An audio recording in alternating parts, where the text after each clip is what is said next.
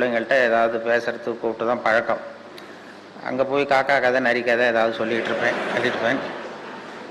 இங்கே இது மாதிரியான அறிவு சார்ந்த கூட்டத்தில் எல்லாம் பேசுறது அது புது அனுபவம். இப்படி நீங்கள்லாம் இப்போ குழந்தைகளாக இருந்தால் நல்லா பேச முடியும். இது வரும்பொழுதே எங்கள் பக்கத்து வீட்டுக்காரர் ஒருத்தர் இருக்கார், என்னை பற்றி ரொம்ப நல்லா தெரிஞ்சவர். என்னை பற்றி என்னுடைய குணம் என்ன ஏதுங்கிறலாம் தெரியும். பக்கத்து வீட்டுக்காரர் அவர்கிட்ட சொல்லிகிட்டு இருந்தேன் பெருமையாக, அருட்தந்தையனுடைய விழாவில் பேசுறதுக்காக போகிறேன் அப்படின்னது ரொம்ப ஆச்சரியமாக பார்த்தார். ஒன்று எதுக்கு அங்கேயெல்லாம் கூப்பிடுறாங்க அப்படின்னாரு. இல்லை கூப்பிட்ருக்காங்க, அழகர் ராமானுஜன் தான் என்னை கூப்பிட்டார் அப்படின்னு. அவர் ரொம்ப பெரியவராச்சே அப்படின்னாரு. சரி இப்போ என்ன சொல்கிறேன், நான் போகக்கூடாதா? இல்லை உனக்கு ஒன்றும் விஷயம் தெரியாத, ஒன்று எதுக்கு அவர் கூப்பிட்றாரு அப்படின்னாரு. எனக்கு ஒன்றும் விஷயம் தெரியாதுங்கிறது சரி, அது உனக்கு தெரியுது, அழகர் ராமானுஜனுக்கு தெரியாது இல்லையா, அவருக்கு அதனால் கூப்பிட்ருக்காரு, நான் போகிறேன் அப்படின்னு சொல்லி வந்தேன். அதனால் அப்படி வரும்பொழுதே அவரும் அழகர் ராமானுஜன் அவர்களும் சொல்லிட்டார். காலையில் நாசூக்காக சொன்னார், நேற்றுக்கு சுகி சிவமும் அவர் இன்னொருத்தர் பேசினார் சத்யசீலனும் ரொம்ப விவரமாக பேசிட்டாங்க, நீ கொஞ்சம் வித்தியாசமாக பேசினா போதும் அப்படின்னார். அப்படின்னா என்ன அர்த்தம்? அவங்க விவரமாக பேசிட்டாங்க, நீ விவரம் இல்லாமல் பேசினா போதும் அப்படிங்கிற மாதிரி அவர்கள் கொஞ்சம் நாசுக்காக சொன்னார்கள். இருந்தாலும் எனக்கு இந்த நூற்றாண்டின் மிகச்சிறந்த சிந்தனையாளர் ஒருவரை மேடையிலே வைத்து கொண்டு வேடிக்கையாக பேசுறது எனக்கே ஒரு குற்ற உணர்வை ஏற்படுத்துகிறது. இருந்தாலும் சிரிப்புங்கிறது ஆன்மீகத்துக்கு விரோதமான செயல் அல்ல, தியானத்தை விட பெருசு. ஹாஸ்ய யோகம்னு சொல்லுவாங்க. அதாவது தியானம் பண்ணும் பொழுது உங்களுடைய எண்ணம் ஒரு குறிப்பிட்ட புள்ளியில தான் இருக்கும், சிரிக்கும் பொழுது அந்த புள்ளியும் மறைஞ்சிரும். எதற்காக சிரிக்கும் பொழுது எதுவுமே சிந்தனை இருக்காது. அதனால தியானத்தை விட மேலானது ஹாஸ்ய யோகம் என்று அவர்களை போன்று பெரியவர்களே சொல்லியிருக்கிறார்கள். அதனால இது மாதிரி கொஞ்சம் அதிக பிரசங்கித்தனத்தை எல்லாம் கொஞ்சம் பொறுத்து கொள்ளும்படி கேட்டுக்கொள்கிறேன். சிரிப்பது என்பது ஆன்மீகத்துக்கு விரோதமான ஒரு செயல் அல்ல. அவர்களை நமக்கும் அவர்களுக்கும் என்ன வித்தியாசம்னா, இப்போ நாமெல்லாம் நமக்கு மேலே இருக்கிறவங்களையே பார்த்துக்கிட்டு இருப்போம். ஒரு நடந்து போகிறவன் சைக்கிளில் போகிறவனை பார்த்து ஆசைப்படுவான் சைக்கிள் வாங்கணும்னு, சைக்கிளில் போகிறவன் கார் வாங்கணும் அல்லது ஸ்கூட்டர் வாங்கணும்னு ஆசைப்படுவான், ஸ்கூட்டர் வச்சுருக்கிறவன் கார் வச்சுருக்கிறவனை பார்த்து ஆசை. இப்படி நமக்கு மேலே இருக்கிறவங்கள பார்த்து தான் நம்ம கவலைப்படுவோம். அருட்தந்தை போன்றவர்கள்லாம் அவங்களுக்கு கீழே உள்ளவங்களை பார்த்து கவலைப்படுவாங்க. அவங்களையும் நம்ம அளவுக்கு உயர்த்துவது எப்படி மேலே கொண்டு வர்றது அப்படிங்கிறது. அதுதான் நமக்கும் அவங்களுக்கும் உள்ள வித்தியாசம். நமக்கு மேலே இருக்கிறவங்களே பார்ப்போம், நமக்கு கீழே இருக்கிறவங்களே பார்ப்பாங்க. அப்படி ஈடுபடுத்தி தான் நம்மளை படிப்படியாக மேலே அவர்கள் உயர்த்துவதற்காக முயற்சி பண்ணிட்டு இருக்கிறார். நேற்று ரொம்ப அருட்தந்தை சொன்னார், எனக்கு 95 வயசு ஆயிட்டுதுங்கிறத ஒரு கொண்டாட்டமாக எல்லாரும் கருதுகிறார்கள் அப்படின்னு சொன்னார். அதாவது வயசுங்கிறதே நாம் நிர்ணயம் பண்ணது தான். அதாவது இயற்கை வயசை நிர்ணயம் பண்ணலை. இயற்கையை பொறுத்த வரைக்கும் வயசுன்னு ஒன்றும் கிடையாது நமக்கெல்லாம். நாம் ஒரு நாளைக்கு 24 மணி நேரம்னு பிரித்தோம், ஒரு வாரத்துக்கு 7 நாள்னு பிரித்தோம், ஒரு வருஷத்துக்கு 365 நாள்னு பிரித்து இந்த பிரிவினை உண்டு பண்ணது நாம தான். ஒரு வருஷ கணக்கெல்லாம் ஏற்படுத்தினது. இந்த வருஷ கணக்கு ஏற்படுத்தின பிறகு தான் வயசுன்னு ஒன்று ஆரம்பமாச்சு. இல்லைன்னா வயசே கிடையாது. வருஷ மாதம் தேதி நாம் கண்டுபிடிக்கலன்னா நமக்கு வயசுன்னு ஒன்று இருக்கிற வரைக்கும், எப்படி பிறக்கிறோம் ஆரோக்கியமாக வாழற வரைக்கும் வாழ்க்கை தான். அதனால் அருட்தந்தை அவர்களுக்கு வயசு இல்லை. அது உடம்பு நல்லா இருக்குது, மனசு நல்லா இருக்குது, நம்மை போன்ற இந்த சமூகத்தை மேம்படுத்தணுங்கிற ஒரு எண்ணம் இருக்கிறதுனால மனுஷங்கிறவன் யாருன்னு சொல்ல தெரியல. அந்த முடிவுக்கே வர முடியாமல் இப்போ நாம் என்ன பண்ணுறோம், ஒரு முடிவுக்கு வர முடியலன்னா என்ன செய்வோமோ அதையே அவங்க செஞ்சாங்க. அப்போது சபை ஒத்தி வைக்கப்படுகிறது அப்படின்னு சொல்லி முடிச்சுட்டாங்களாம். இது பழைய வரலாறு. அதுக்கப்புறம் மனுஷன்னா யாருங்கிறதுக்கு என்னென்னமோ சொன்னாங்க. பெரியார் சொன்னார், மனுஷனை நீ எதை வச்சு எடை போட முடியாது, அதாவது பணம் அதிகமாக இருக்கிறவன் தான் மனுஷன் அப்படின்னு நீ நினச்சிங்கன்னா ரிசர்வ் பேங்க் தான் பெரிய மனுஷன். அதே மாதிரி அறிவு படித்தவன் தான், நல்லா படிச்சிருக்கிறவன் தான் பெரிய மனுஷன்னா நூல் நிலையங்கள் தான் இவனை விட பெருசு. நல்ல அறிவு உள்ளவன் தான் பெரிய மனுஷனா கலைக்களஞ்சியத்தை தான் பெரிய மனுஷன்னு சொல்லணும் அப்படின்னு அவரும் அப்படி விட்டார். குன்றக்குடி அடிகளார் ஒரு தரம் வானொலி நிலையத்துக்கு வந்தார். நான் பதிவு பண்ணுறதுக்காக இருக்கும்பொழுது, நீ என்னென்ன இதெல்லாம் கவனிச்சிட்டு இருக்கிற என்ன இதுன்னு, நான் விவசாயம், கால்நடை, கூட்டுறவு அப்படின்னு சொல்லி சில இதெல்லாம் பேசிகிட்டு இருந்தேன். இந்த கால்நடைன்னு சொல்றிய அப்படின்னா என்னன்னு கேட்டார். கால்நடைன்னா ஆடு மாடு கோழி இதெல்லாம் கால்நடை அப்படின்னா, எதுக்கு அதை போய் கால்நடைன்னு சொல்கிறீங்க அப்படின்னாரு. அதெல்லாம் காலால் நடக்குது சார், அதனால் கால்நடைன்னு சொல்கிறோம் அப்படின்னு. அப்புறம் கேட்டார், என்ன மனுஷனு காலால் தான் நடக்கிறான் அப்படின்னாரு. அப்போ தான் நான் தலையை சொரிய ஆரம்பித்தேன். ஆமாம் சார், இது தெரியாமல் போச்சு, இவனும் கால்நடை தான் அப்படின்னா. இல்லை. அப்புறம் அவர் விளக்கம் கொடுத்தார். காலால் மட்டுமே நடக்கக்கூடியவைகள் கால்நடைகள், மனதாலும் நடக்கக்கூடியவன் மனிதன் அப்படின்னார் அவர். இப்போ மனசால நடக்கக்கூடிய, காலால் மட்டும்தான் அவன் நடப்பான், மனதால நடக்கக்கூடியவன் மனிதன் அப்படின்னா, ஒருத்தன் நடத்த சரியில்லை, அதை போறானே அவன் நடத்த சரியில்லைன்னா நொண்டிட்டு போறான்னு அர்த்தம் இல்லை, பழக்க வழக்கம் சரியில்லைன்னு அர்த்தம் அப்படின்னு அவர் ஒரு விளக்கம் கொடுத்தார்.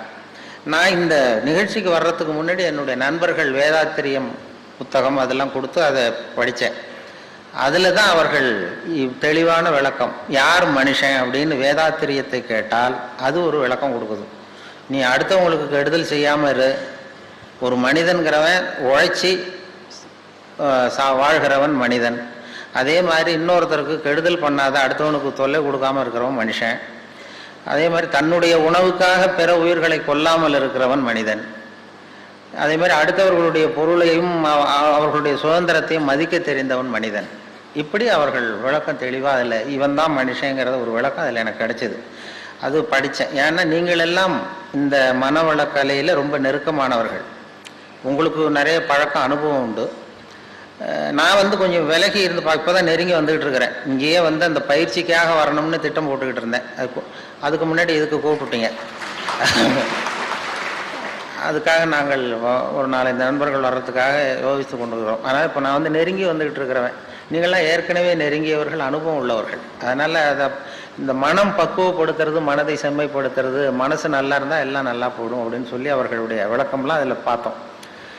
அதுதான் இன்றைய மனுஷனுக்கு. அதுதான் மனசை இன்னைக்கு மனிதனுக்கு வேண்டியது நிம்மதி, மகிழ்ச்சி. ஒரு 400-600 வருஷத்துக்கு முன்னாடி மனுஷனுக்கு எவ்வளவு டென்ஷன் இருந்ததோ அதை போல் 40 பங்கு இப்போ அதிகமாக இருக்குதான். இது ஒரு புள்ளி விவரம். 600 வருஷத்துக்கு முன்னாடி நான் 1 கிலோ தலையில் வச்சுக்கிட்டு நின்னேன்னா இப்போ 40 கிலோ வச்சுக்கிட்டு நிற்கிறேன். அவ்வளவு மன இறுக்கம், டென்ஷன் அதிகமாகிட்டுது. ஏன் அப்படி ஆச்சுன்னா புது புது கண்டுபிடிப்புகள், புதுசாக அறிவியல் கண்டுபிடிப்புகள்லாம் ஒரு சௌகரியத்தை உண்டு பண்ணி இன்னொரு பக்கம் ஒரு டென்ஷனையும் உண்டு பண்ணிவிடும். இப்போ மின்சாரம்னு ஒன்று கண்டுபிடிச்சதுக்கு அப்புறம் தான் பவர் கட்டுனா டென்ஷன் ஆகிறோம், இல்லைன்னா பவர் கட்டுனா என்னென்னு தெரியாது நமக்கு. இப்படி ஒரு கண்டுபிடிப்பு இன்னொரு இறுக்கத்தை உண்டு. அதனால் மேலும் மேலும் மன இறுக்கம்ங்கிறது அதிகமாகிட்டு தான் இருக்கும் காலப்போக்கில். புதுசாக கண்டுபிடிக்கிறோம். அதனால் இந்த காலத்துக்கு ஒவ்வொருவருக்கும் இந்த தவம் தேவை. மனதை நிம்மதியாக வச்சிருக்கிறதுக்கான வழிமுறைகள் தேவை. இது காலத்துக்கு ஏற்ற இது. அதை தான் அவர்கள், மகரிஷி அவர்கள் நமக்கு போதிக்கிறார். இந்த காலத்துக்கு நீங்கள் ஒவ்வொருத்தரும் நம்ம மனசை சரி பண்ண, அகத்தாய்வு பண்ணணும், எல்லாம் பண்ணணும்னு சொல்கிறது. ஏன்னா மனசை மற்றவங்கெல்லாம் கட்டுப்படுத்துன்னு தான் சொல்கிறாங்க. ஆனால் அருள் தந்தை தான் சொல்கிறார், மனசை நீ அடக்க நினைத்தால் அது அலையும், அதை அறிய நினைத்தால் அது அடங்கும். மனசை புரிஞ்சுக்கிறதுக்கு முயற்சி பண்ணணுமே தவிர அதை அடக்கிறதுக்கு முயற்சி பண்ணாத. அதை அடக்க முடியாது. அது அனுபவப்பட்டவங்களுக்கு தான் தெரியும். ஒருத்தன் நான் மனசை அடக்கிறேன், இது என்ன பெரிய காரியம்ட்டு போனானா, காட்டில் போய் உட்காந்தான். இங்கே வீட்டில் உட்காந்தா எல்லோரும் போயிட்டு இருப்பாங்க, பெரிய தொந்தரவாக இருக்கும். காட்டுக்கு போய் உட்காந்து நான் மனசை அடக்கிறேன்ட்டு உட்காந்துருக்கான். ஒரு தனி மரத்தடியில் போய் உட்காந்துட்டான், மனசை அடக்கிறேன். அங்கே போனால் எதிர்த்தாப்புல ஒரு பொண்ணு நடன பள்ளிக்கு போய்கிட்டு இருக்கு. ஒரு ஒத்தையடி பாதை, அங்கே ஒரு டான்ஸு ஸ்கூல் ஏதோ ஒன்று இருக்குது. அதில் தினம் பயிற்சிக்காக தினம் 8 மணி, காலையில் 8 மணிக்கு அந்த அம்மா போயிட்டுருக்கு, நடன மாது. இவன் பார்த்தான், இது ஏதரா இவ்வளவு தூரம் இங்கேயும் நமக்கு மனசு கட்டுப்படுத்த கஷ்டமாக இருக்குது, இந்த பொண்ணு போகுது இந்த பக்கம் அப்படின்னு சொல்லி மறுநாள் ஒரு துணி எடுத்து கட்டிவிட்டான். துணி எடுத்து கண்ணை கட்டிக்கிட்டான். எல்லாம் இனிமேல் ஒன்றும் பிரச்சனை இல்லை, நான் மனசை கட்டுப்படுத்துகிறேன் அப்படின்னு உட்காந்தான். மறுநாள் காலையில் 8 மணிக்கு அது காலில் கட்டியிருக்கிற சதங்க ஜல்லுன்னு சத்தம் கேட்டுதான். காது வழியாக உள்ள வந்தது. அப்புறம் காதையும் ஒரு துணியை போட்டு கட்டிவிட்டான். இனிமேல் ஒன்றும் கவலை இல்லைன்னு. மறுநாள் காலையில் 8 மணிக்கு அது தலையில் வச்சிருக்கிற பூ வாசம் அடிச்சிருக்கு லேசா. ஏதா மூக்கும் தொந்தரவு பண்ணுதுன்னு அதையும் கட்டிவிட்டான். கண்ணு இது என்ன பெரிய மனசை அடக்கிறது பெரிய காரியம். கண்ணுக்கு அது மூக்கு கட்டியாச்சு, எல்லாத்தையும் கட்டிவிட்டு இனிமேல் ஒன்றும் பிரச்சனை இல்லைன்னு உட்காந்துட்டான். மறுநாள் காலையில் 8 மணிக்கு, சரியாக 8 மணிக்கு அவன் மனசு நினச்சிதான் இந்நேரம் அவள் போயிட்டு இருப்பா அப்படின்னு. அதை எந்த துணியால் கட்டுறது? அதுக்கு தான் ஆன்மீகம். மனசை அதை புரிந்து கொள்ளுங்கிறது. அதான் மனசு இப்படிப்பட்டதுங்கிறது புரிஞ்சுக்கோ, அதை அடக்க நினைக்காத அப்படின்னு அருள் தந்தை சொல்கிறது. அடக்க நினைத்தால் அது அலையும், அறிய நினைத்தால் அது அடங்கும். அதனால் மனசை புரிஞ்சுக்கிறதுக்கு முயற்சி பண்ணுங்க, அதை அடக்கிறதுக்கு முயற்சி பண்ணாதீங்க. ஒன்றும் சொல்கிற இவர் இந்த அருள் தந்தை அவர்கள் தான் சொல்கிறார். மற்றவங்கெல்லாம் அதை நீ மனசா ஆங்காரம் உள் அடக்கி ஐம்புலனை சுட்டு அறுத்து தூங்காமல் தூங்கி சுகம் பெறுவது எக்காலம் அப்படின்னு பத்திரகிரியார் எப்படி சொல்கிறார்? ஆங்காரம் உள் அடக்கி ஐம்புலனை சுட்டு அறுத்து, அந்த இப்போ கேன்சருக்கெல்லாம் சொல்கிறாங்கல்ல, இது பண்ணி தீச்சு போடுறது, அவ்வளவு கடுமையான முயற்சிகள்லாம் சொல்லியிருக்கிறாங்க ஏற்கனவே. ஆங்காரம் உள்ள அடக்கி ஐம்புலனை சுட்டு அறுத்து தூங்காமல் தூங்கி சுகம் பெறுவது எக்காலம்னு சொல்லி. அது இல்லை, அது ரொம்ப சுலபமாக அதை புரிந்து கொள்ள ஆரம்பித்தா போகிறோம், நீ சொல்கிறபடி கேட்கும் அப்படின்னா. மனசு வந்து நம்மக்கிட்ட விளையாடிக்கிட்டே இருக்கும். இப்போ ஒருத்தன் என்ன பண்ணியிருக்கிறான், அவன் பாட்டுக்கு காய்கறி வாங்கிறதுக்காக ஒரு மார்க்கெட்டுக்கு போனானா பையை எடுத்துக்கிட்டு.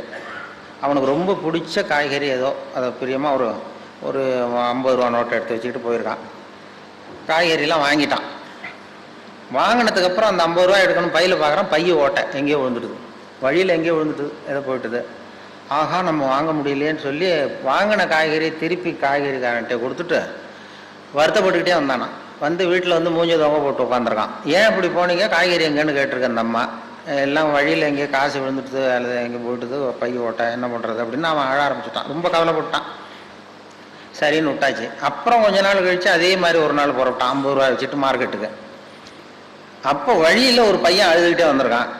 ஏன்டா அழறேன் அப்படின்னா, எனக்கு பரீட்சைக்கு பணம் கட்டுறதுக்கு பணம் இல்லை, வீட்டில் அடிக்கிறாங்க, என்ன பண்ணுறது, இன்றைக்கி பரீட்சை எழுத முடியலன்னு அழுதுட்டு போயிருக்கான் ஒரு பொடியன். இவன் உடனே கவலைப்படாதப்பா, இந்த 50 ரூபாய் எடுத்து கொடுத்து நீ கொண்டு போய் பரீட்சை கட்டுன்னு இவன் காய்கறி வாங்க போகல, திரும்பி வந்துட்டான். வந்து சந்தோஷமாக சிரிச்சுக்கிட்டு இருந்தான். அப்போ அந்த அம்மா கேட்டுதான், நீ அன்னைக்கு ஒரு நாள் போனப்பையும் 50 ரூபாயை இழந்துட்டு வந்த, இன்னைக்கு போனப்பையும் 50 ரூபாய் இழந்திருக்கிற, அந்த இழப்பு உன்னை வந்து கவலைப்பட வச்சுது, இந்த இழப்பு உன்னை வந்து மகிழ வைக்குது, சந்தோஷப்பட வைக்குது. என்ன, 2 இழப்பு தானே. அன்னைக்கு 50 ரூபா போச்சு, இன்னைக்கு 50 ரூபா போச்சு. அன்னைக்கு கவலைப்பட்ட, இன்னைக்கே சந்தோஷமா இருக்கேன்னு கேட்டிருக்கேன். அப்போதான் இவன் யோசிக்க ஆரம்பிச்சானா. யோசிக்க ஆரம்பிச்சும் பொழுது புரிஞ்சுது அவனுக்கு. அதாவது அன்னைக்கு வந்து பொருள் அவனை விட்டு போச்சு, இன்னைக்கு பொருளை விட்டு அவன் விலகி வந்தான். இதுதான் அவனுடைய மகிழ்ச்சிக்கு காரணம், மன நிம்மதிக்கு காரணம்ங்கிற நுட்பத்தை புரிஞ்சுக்கிட்டானா. பொருள் வந்து தானாக விலகி செல்லுவதுங்கிறது ஒன்று, பொருளை நாம இழக்கிறதுன்னு ஒன்று. அந்த நுணுக்கத்தை நீ வந்து மனசு உன்னை ஏமாத்தும், நீ மன விஷயத்துல ஜாக்கிரதையா இருக்குன்னு சொன்னாங்க. அந்த நுணுக்கத்தை தான் மகரிஷி நமக்கு கற்றுக் கொடுக்குறார். மனசை புரிஞ்சுங்கோ. நமக்கெல்லாம் வந்து ஆன்மீகம்ங்கிற பேரில் இன்னைக்கு என்ன நடக்குதுன்னா, கடவுளுக்கு எத்தனை கை, கண்ணு, காது, மூக்குன்னு எண்ணிட்டு இருக்கிறான். அது சொல்லுவாங்க, அதாவது கிருஷ்ணன் எங்கே பிறந்தான் என்று யோசிக்காதே, கீதை என்ன சொல்லுகிறது என்பதை மட்டும் பார் அப்படின்னு சொல்லுவாங்க. அதாவது ஒருத்தன் மரத்தில் உள்ள ஒருத்தன் எண்ணிக்கிட்டு குறிப்பு எடுத்துக்கிட்டு இருந்தானா, மரத்தில் எத்தனை கிளை இருக்குது, எத்தனை இலை இருக்குது, எத்தனை காய் காய்ச்சிருக்கு அப்படின்னு ஒரு பேப்பரில் குறித்து ரொம்ப எழுதிட்டு இருக்கான். இந்த ராமஜெயம் எழுதுறது மாதிரின்னு வைங்களேன், என்னமோ எழுதி வச்சுட்டு இருக்கான். உடனே அந்த பக்கம் இன்னொருத்தர் வந்தார், ஒருத்தர் அறிவாளி வந்து, இந்த பாருங்க சார், நான் இந்த மரத்தில் எத்தனை கிளை இருக்குது, எத்தனை பழம் இருக்குது, எத்தனை காய் இருக்குலாம் எண்ணி கிளையெல்லாம் கரெக்டாக குறிச்சிக்கிட்டு இருக்கேன் அப்படின்ட்டுருக்கான். அவர் அதையெல்லாம் நீயே வச்சுக்கோ, அது எனக்கு என்னத்துக்கு, எனக்கு தேவை பழம் அப்படின்னு சொல்லி பழத்தை வாங்கி சாப்பிட்டு ஒரு பாட்டு போட்டாரான், பறித்து சாப்பிட்டு. ஆன்மீகவாதி இலைகளை எண்ணுகிறான், அறிவாளி பழங்களை உண்ணுகிறான் அப்படின்னு சொல்லுவாங்க. நமக்கு தேவை அந்த பழம், அதை வந்து நேரடியாக அந்த கனியை நமக்கு பறித்து கொடுக்கறதுக்கு தான் அருள் தந்தை வந்திருக்கிறார். நீங்கள் போய் இது கை காலெலாம் எண்ணிட்டு இருக்காதீங்க, நமக்கு தேவை என்ன. அதான் ஆன்மீகவாதிகள் இலைகளை எண்ணுகிறான், அறிவாளி பழங்களை உண்ணுகிறான். அந்த பழங்களை உண்ணுகிற கலை தான் இது மனவள கலைங்கிறது. அதுக்கு நம்மளை தயார்படுத்துகிறார். அப்படி தான் நாம் வந்து மனதை வந்து சரி பண்ணணும், புரிந்து கொள்ள வேண்டும்ங்கிறது அதில் உள்ள கருத்து. நான் சொன்னது மாதிரி அந்த சிரிப்புங்கிறது யோகம்னு சொன்னேனே, அது வந்து நம்மளுடைய இயல்பு நிலையே. அது நம்முடைய இயல்பு நிலை. அதாவது நாம் பிறந்து இந்த உலகத்துக்கு வரும்பொழுது அழுதுகிட்டே பிறக்கிறோம். அதாவது இந்த உலகத்துக்கு எதுவுமே கொண்டு வர்றதில்லைன்னு சொல்கிறோமே தவிர, ஆனால் அழுகையை கொண்டுகிட்டு வரோம், அழுதுகிட்டே வரோம். போகும்பொழுது மற்றவன்கிட்ட விட்டு போயிடுறோம். அதையும் நீங்கள் அழுதுட்டு கிடங்கடா, நான் போய் சேர்றேன் அப்படின்னு. அது போகும்பொழுது ஒரு துறவு நிலை, நமக்கு அதுவும் வேண்டாம் அப்படிங்கிறது. ஆனால் வரும்பொழுது ஒரு குழந்தை பிறந்து 6 மாதத்துல தான் சிரிக்க 6 வாரத்தில் சிரிக்க ஆரம்பிக்கலாம். நாமெல்லாம் பிறந்து 6வது வாரத்தில் சிரிக்க ஆரம்பிக்கிறோம். அது அந்த சிரிப்புங்கிறது நமக்கு இயற்கை கொடுத்துருக்கிற ஒரு இயல்பு தன்மை. சிரிப்பு ஒரு நாளைக்கு ஒரு குழந்தை 200 தடவை சிரிக்குதான். இது புள்ளி வரும். ஒரு குழந்தை, நாமெல்லாம் 25 தடவை சிரிக்கிறோமா. அதுதான் இந்த ஹார்ட் அட்டாக் வர்றதுக்கு காரணமா, டாக்டருக்கு ஒத்துவாருன்னு நினைக்கிறேன். இந்த மன இறுக்கம்தான் இதய நோயை உண்டு பண்ணுது. 200 தடவை சிரிச்சுக்கிட்டு இருக்கிற குழந்தை படிப்படியாக வந்து 25 தடவைக்கு வந்துட்டோம். 15 தடவை 25 தடவை நாமெல்லாம். அப்படி குறையப்படாது. சிரிப்புக்கு வந்து இந்த ஜோக்கே தேவைப்படாது, இயல்பு தன்மை அது. அதாவது காலங்காலமாக சிரிக்கிறது ஒரு பாவமான செயல்னு நாம் போதிக்கப்பட்டு வந்திருக்கிறோம். ஒரு அதிகாரிக்கு முன்னாடி பியூனு சிரித்தா மரியாதை குறைச்சல், ஒரு கணவனுக்கு முன்னாடி மனைவி சிரித்தா மரியாதை குறைச்சல், ஒரு வாத்தியாருக்கு முன்னாடி பையன் சிரித்தா மரியாதை குறைச்சல், ஒரு முதலாளிக்கு முன்னாடி தொழிலாளி சிரித்தா மரியாதை குறைச்சல், இப்படி சொல்லி சொல்லி சிரிப்புங்கிறது ஏதோ மரியாதை குறைவான ஒரு செயல் அப்படின்னு போதிக்கப்பட்டு வந்ததுனால சிரிப்பு மரபு ரீதியாகவே நமக்குள்ளே சிறைப்பட்டு போச்சான். அப்போ அதனால் நம்ம சிரித்தா யாராவது தப்பாக நினச்சிருவாங்களோ அப்படிங்கிற எண்ணம் வந்துட்டு தான்.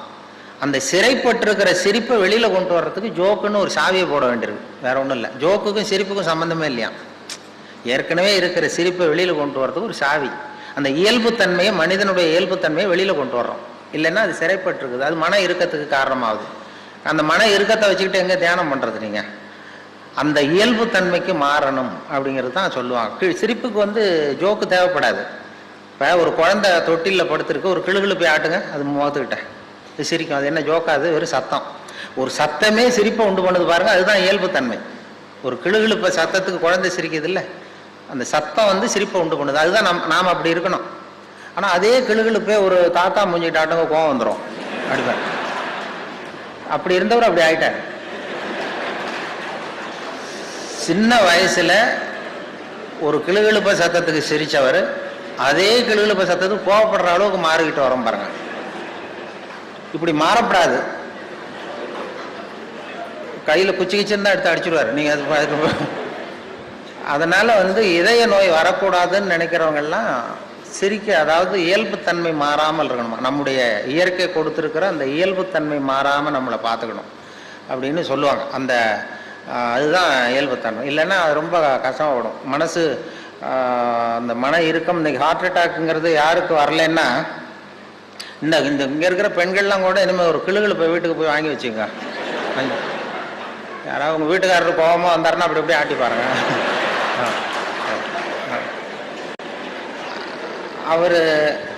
அவர் சிரிச்சுட்டாருன்னு வைங்க, கவலையே பட வேண்டாம். அவர் ஏதாவது கோவப்பட்டாருன்னா உடனே இசிஜி எடுத்து பார்க்கணும், அது சரியா இருக்கா. அதுதான் இப்போ மருத்துவம் சொல்லுகிற உண்மை.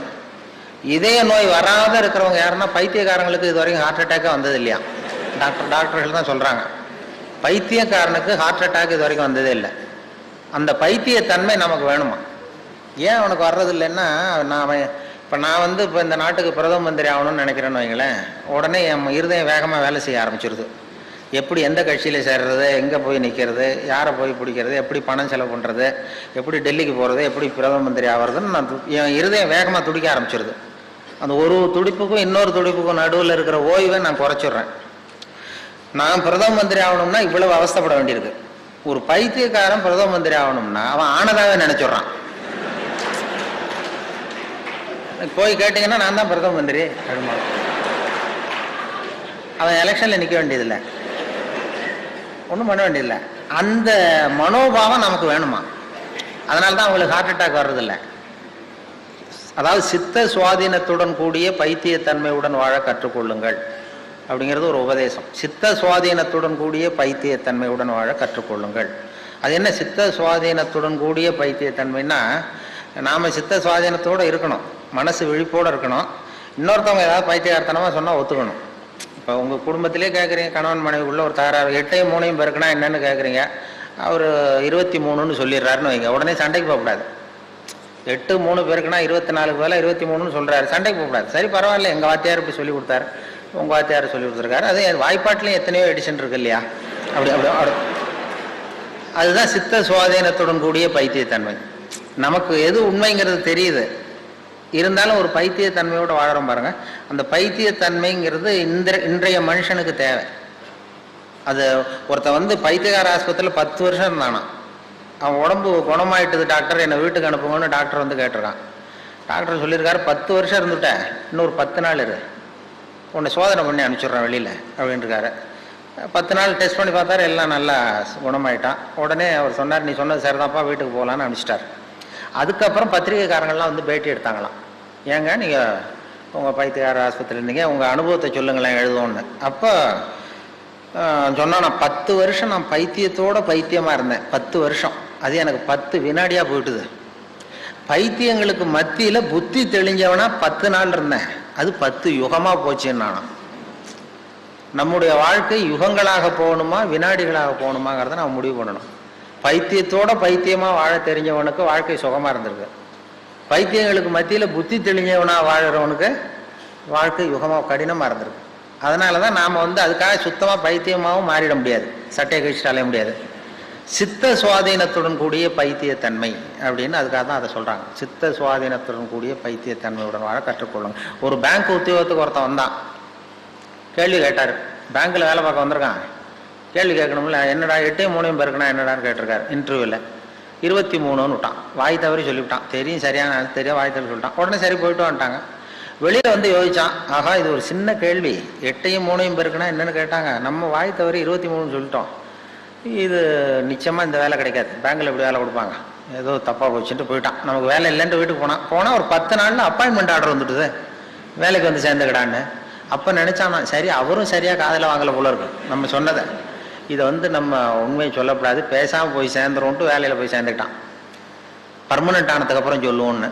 வேலை பர்மனெண்ட் ஆச்சு. அப்புறம் 2 மாதம் கழித்து அந்த மேனேஜர்கிட்ட போய் உட்காந்தான். சார், அன்னைக்கு இன்டர்வியூக்கு வந்த அன்னைக்கு என்ன ஒரு கேள்வி கேட்டீங்க, 8 3 பேருக்குன்னா என்னென்னு, நான் வாய் தவறி 23ன்னு சொல்லிட்டேன், நீங்களும் அது சரியாக காதில் வாங்கலை, எனக்கே வேலை கொடுத்துட்டீங்க சார், ரொம்ப தேங்க்ஸ் அப்படின்ட்டுருக்கான். அப்போ அவர் சொன்னார், அப்படி இல்லைப்பா உட்கார சொல்கிறேன், அன்னைக்கு இன்டர்வியூ நடந்த அன்னைக்கு உன்னையும் சேர்த்து மொத்தம் 294 பேர் வந்தீங்க இன்டர்வியூக்கு. நான் அந்த 294 பேர்கிட்டையும் இந்த கேள்வி கேட்டேன், 8 3 பேருக்குன்னா என்னன்னு. நீ சொன்னது தான் நியரஸ்ட் கரெக்ட் ஆன்சர்.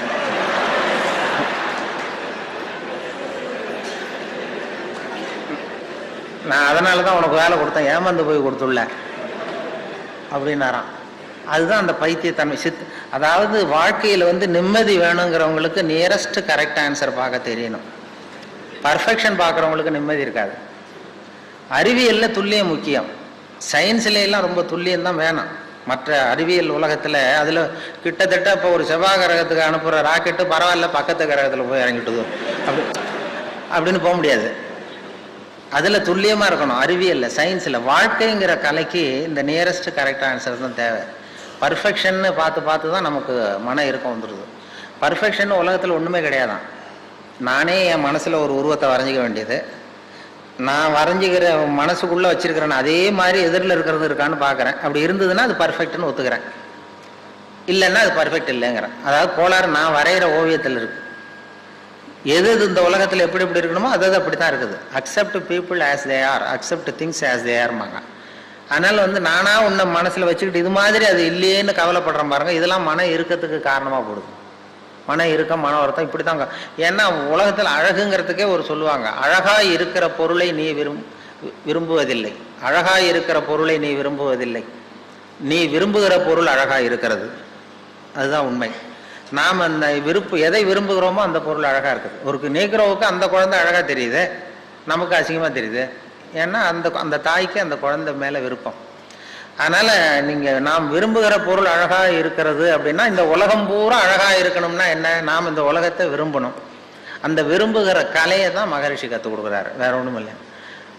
அப்படி பார்த்துட்டிங்கன்னா அந்த அளவுக்கு மனசை பக்குவப்படுத்திவிட்டா இந்த உலகம் பூரா அவங்களுக்கு அழகாக இருக்கும். இந்த உலகம் ஒரு சொர்க்கமயமாக இருக்கும். அப்படி அந்த மனசை நாம் பக்குவப்படுத்த வேண்டிய நிலைமையில் இருக்கிறோம்.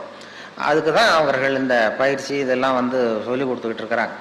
இன்னைக்கு எத்தனையோ வெடிகுண்டு அது இதுன்னு சொன்னாங்க.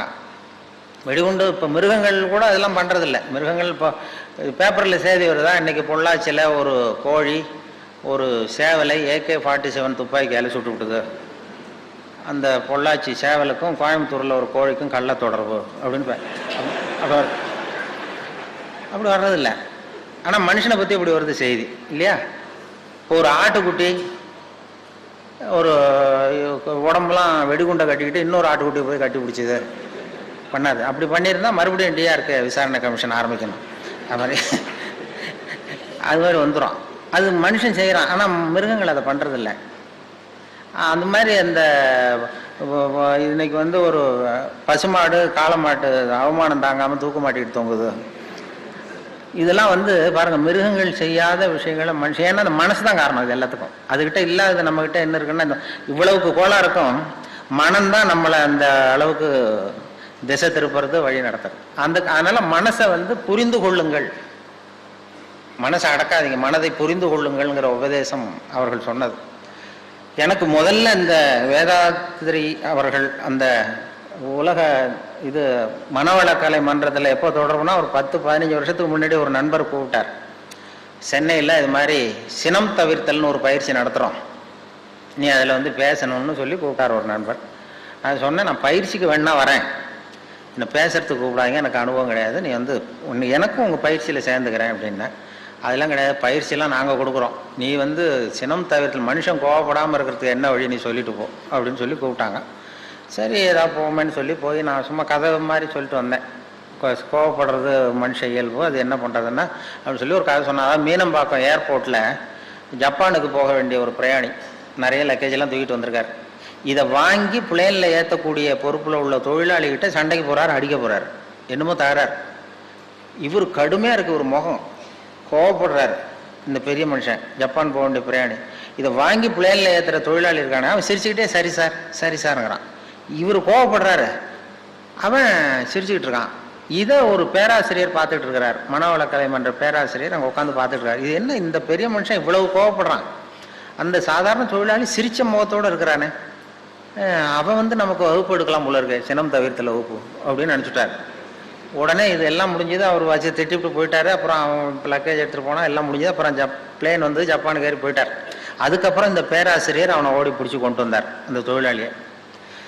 தவாரப்பா, நாங்கள்லாம் சினம் தவிர்த்தல்னு பயிற்சி ரொம்ப காலமாக நடத்திட்டு இருக்கோம், நான் இது நடைமுறையில் இன்னைக்கு அந்த ஆள் ஒன்று அவ்வளவு திட்டனா பெரிய பதிலுக்கு முகம் கூட சொல்லிக்கல, சிரிச்சுக்கிட்டே இருந்தியா, அது எப்படி அவ்வளவு திட்டம், அவனுக்கு கோவமே வரலையா உனக்கு அப்படின்னார். அப்பா அவன் சொன்னான், அப்படி இல்லை சார், மனுஷன்னு பிறந்தா கோவம் வராமல் இருக்காது, கோவம் வரும், எல்லாருக்கும் கோவம் வரதான் செய்யும், ஒவ்வொருத்தரும் அவங்கவுங்க வழியில் அதை டீல் பண்ணுவாங்க. நீ என்னடா பண்ணேன்னு கேட்டிருக்காரு. ஒன்றும் இல்லை சார், அவர் அந்த பெரிய மனுஷன் ஜப்பான் போயிட்டு இருக்காரு, அவர் லக்கேஜெல்லாம் அமெரிக்கா போயிட்டு இருக்கு அப்படின்னு.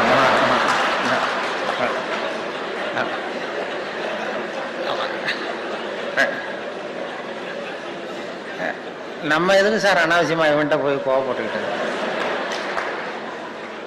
நம்ம வழியில் நம்ம சினத்தை தவிர்த்துக்கிட்டா போகுது அப்படின்னு சொல்லி, இதுதான் எனக்கு தெரிஞ்ச சினம் தவிர்த்தல்னு சொல்லி அங்கே பேசிட்டு வந்துட்டேன் 15 வருஷத்துக்கு முன்னாடி. அதுக்கு வரைக்கும் இன்னைய வரைக்கும் அதுக்கப்புறம் கூப்பிடுறதே இல்லை என்ன கூப்பிட்டேன். நான் அப்புறம் இப்போ போன மாதம் அவரை பார்த்து, ஏன் சார் மறுபடியும் ஒரு சினம் தவிர்த்தல் என்ன கூப்பிடுங்களேன்னு.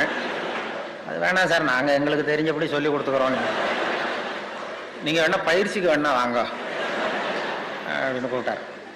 இதுதான் எனக்கு முதல் தொடர்பு இந்த மனவளக்கலை மன்றத்துக்கு எனக்கு ஏற்பட்ட சம்பந்தம் இப்படி தான் ஏற்பட்டது.